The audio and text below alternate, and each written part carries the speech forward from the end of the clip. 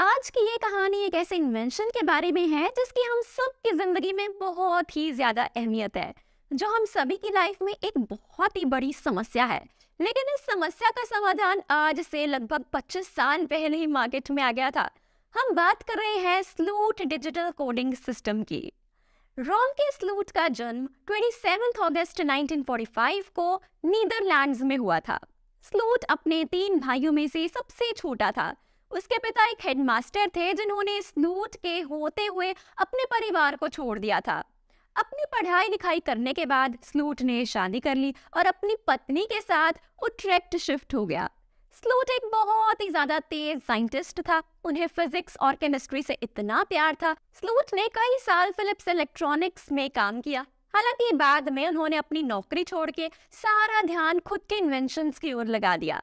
1995 में नीदरलैंड में रहने वाले एक साइंटिस्ट यानी कि रोम के स्लूट ने काफी समय पहले ही अपनी प्रेडिक्शन दे दी थी, जिसमें उन्होंने कहा था कि आगे चलकर ये पूरी दुनिया है ना, वो एक डिजिटल एरा की ओर ट्रांसफर हो जाएगी और हर काम ऑनलाइन शिफ्ट कर दिया जाएगा और लोगों की पूरी जिंदगी इंटरनेट पर शिफ्ट हो जाएगी।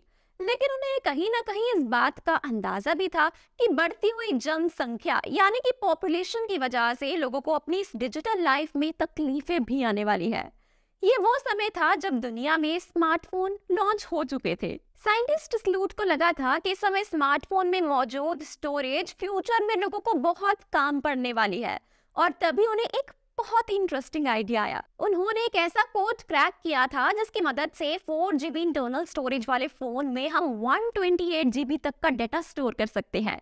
दरअसल स्लूट ने डेटा कंप्रेशन की हेल्प से एक ऐसी तकनीक विकसित की जिसकी मदद से एक हाई क्वालिटी मूवी को केवल 8 KB में स्टोर किया जा सकता है।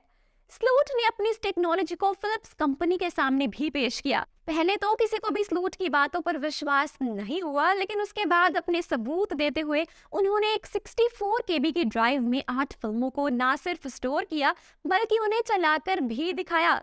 स्लूट के इस प्लान को फिलिप्स कंपनी की तरफ से मंजूरी मिल जाती है और एक पर्टिकुलर दिन डिसाइड किया जाता है ताकि स्लूट अपने इस इन्वेंशन को पूरी दुनिया के सामने रख सके।